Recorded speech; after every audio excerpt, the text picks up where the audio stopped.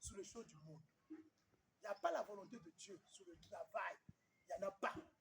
Il n'y a pas la volonté de Dieu sur le mariage. Il n'y en a pas. La volonté de Dieu, c'est pour la vie éternelle. Il n'y en a pas. Parce que les gens qui ne peuvent pas, ils font les choses là. Ça fait partie comment pour la volonté de Dieu, on apprend ça. Ce n'est pas pour les choses là, c'est pour les choses éphémères. Donc ça vient pour nous délivrer. La grâce vient pour t'enlever dans une force. Quelque chose qui te maintenait, qui t'avait lié. Il nous a délivrés de la puissance des ténèbres. Et nous a transportés dans le royaume. Donc il dit, après avoir te délivré. Est-ce qu'il t'a encore laissé là?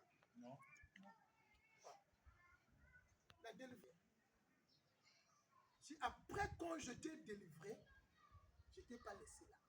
Donc, si nous étions dans l'enfer, est-ce que nous sommes encore restés dans l'enfer? Non.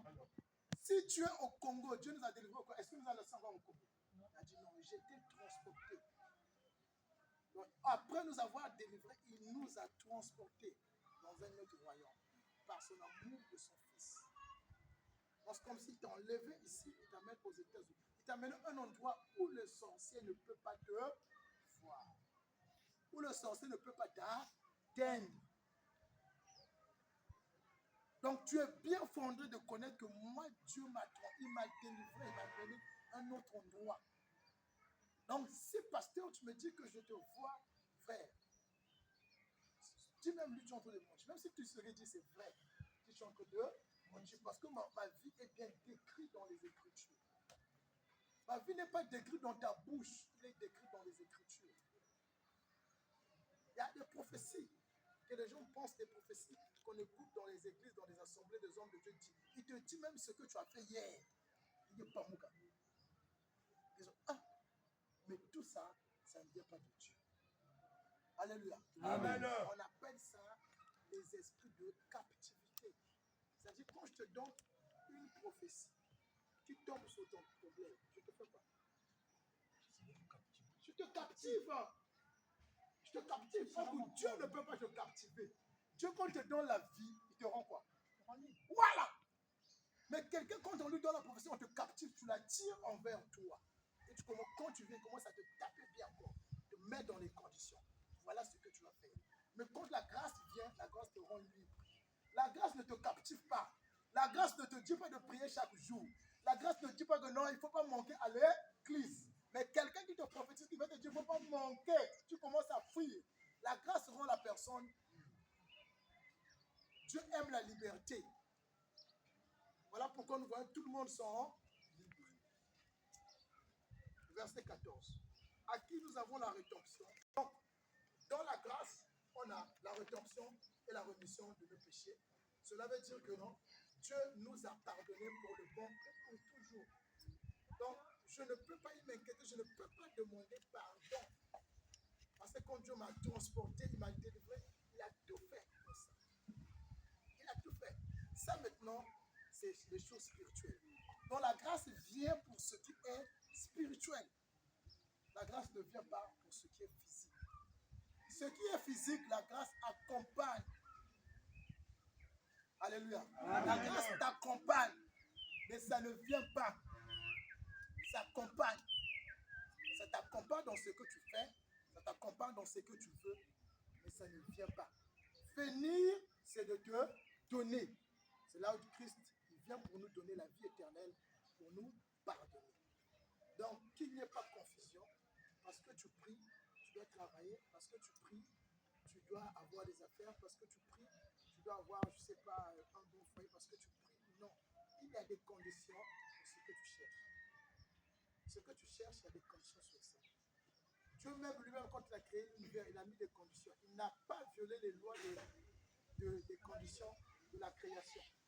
Il est venu à travers une femme, parce que c'est les conditions qu'il avait mises. Maintenant, si on dit, si tu ne travailles pas, tu ne manges pas. Maintenant, toi, pourquoi tu vas prier? Pour que tu manges. Alléluia. Amen. La Bible dit que non, si tu veux le mariage, il faut faire quoi? Il faut aimer. C'est tout. Si tu veux des enfants, il faut faire quoi? Il faut s'accoupler. Il y a des conditions dans ça. Mais on ne fait pas aussi n'importe comment. Alléluia. Amen. On ne fait pas aussi n'importe comment. Donc, la grâce de Dieu, ce n'est pas manifestation-là, c'est toi, la grâce t'accompagne. Donc, seule chose, mon bien-aimé, ne sois jamais ici. Sortez dans les troubles. Sortez dans les inquiétudes. Sortez dans les soucis. Sortez dans les doutes.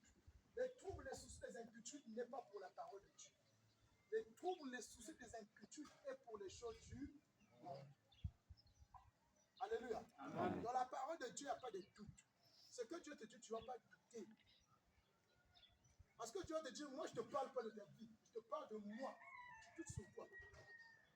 Je te parle de la vie éternelle. Si tu crois, tu as la vie éternelle. Maintenant, si tu ne crois pas, tu vas mourir éternellement. Où le problème? Donc, les soucis, les inquiétudes, tous les troubles, les doutes là, c'est pour les choses du monde. C'est les gens qui sont dans le monde qui vivent dans ces choses-là. C'est-à-dire, quand il manque le travail, il est dans les soucis, il est dans les inquiétudes. Un enfant de Dieu, quand vous manquez ça, ne restez pas dans ça. Parce que tu vas toujours, tu finiras à avoir le travail. Tu finiras à faire quelque chose. Tu finiras à voir ce que tu cherches. Mais tu dois bouger. La condition est que tu dois bouger. La condition est que tu dois chercher. Si tu cherches, tu trouveras ce que tu peux. Mais si tu es stagné là, tu ne verras pas ça venir dans ta vie. Tu ne verras pas Dieu descendre, venir te prendre chez toi, t'amener quelque part. Non. Tu ne verras pas Dieu toucher le cœur de gens pour t'appeler. Non. Il faut créer des relations. Il faut bouger. Restons pas dans les soucis. Jouissons ce que Dieu nous a dit. Est-ce qu'on joue la vie éternelle? Est-ce qu'on reconnaît ce que nous avons reçu? Est-ce qu'on reconnaît ça? Nous avons tendance, quand la personne partage quelque chose, tu gardes souvenir. Quand une fois la personne te donne l'argent, tu vas acheter quelque chose parce que j'avais reçu, tu vas chercher un souvenir pour ce qu'on m'a donné. Maintenant, où est le souvenir de ce que Dieu nous a donné? Quels sont les souvenirs que nous avons? Comment nous jouissons cette vie? Est-ce qu'on reconnaît cela? Est-ce qu'on les nie?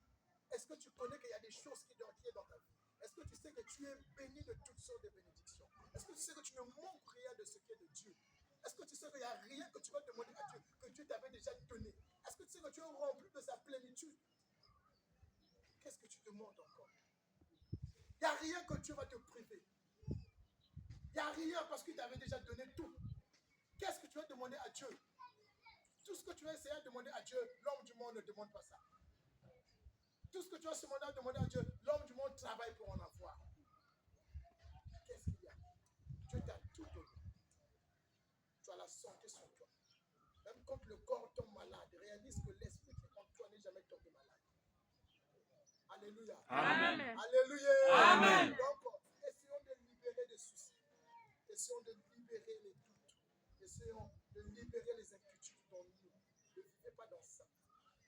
Ça vous apporte des obstacles dans tout ce que vous allez chercher.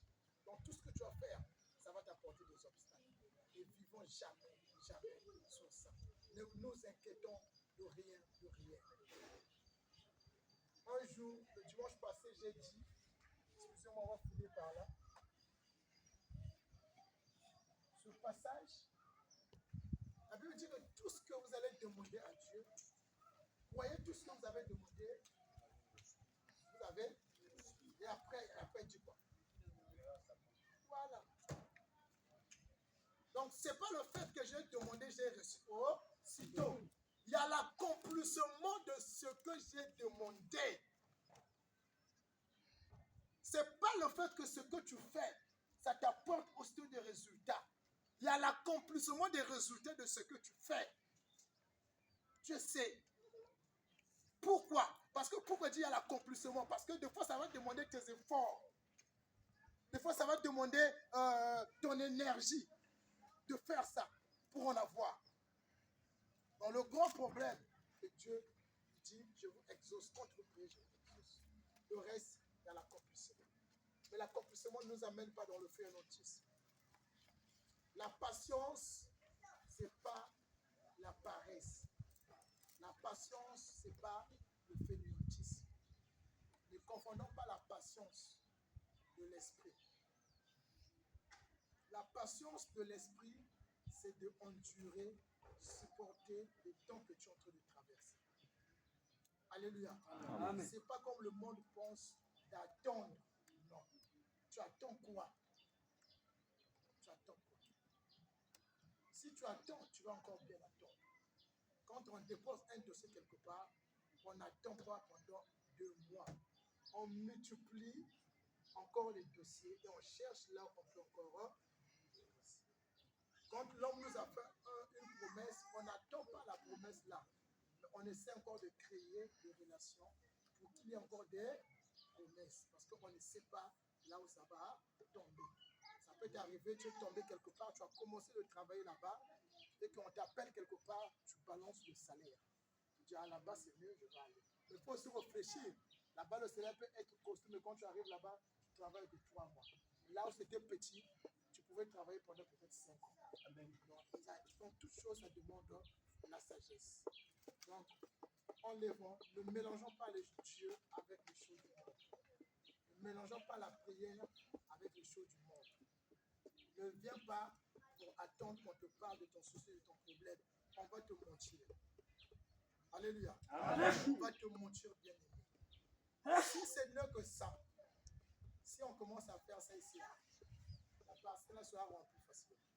Parce que moi, je suis passé par là. Pourquoi j'ai appris ça?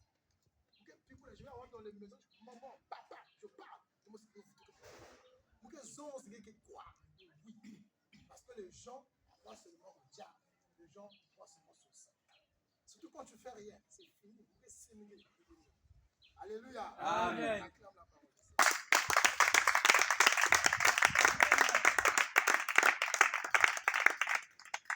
On va remercier le Seigneur. Je retourne dans ta Tanzanie. La parole a été avec toi. Les autres merci Seigneur. Il a été dans le la maïla. Il a été dans le comprendre. Il a été le grâce yenge. Pendant ta ignorant. On va lui penser que ça va m'amener nyonso. On va lui penser que ça va m'amener nyonso. On va nous aussi des fois, on va freiner.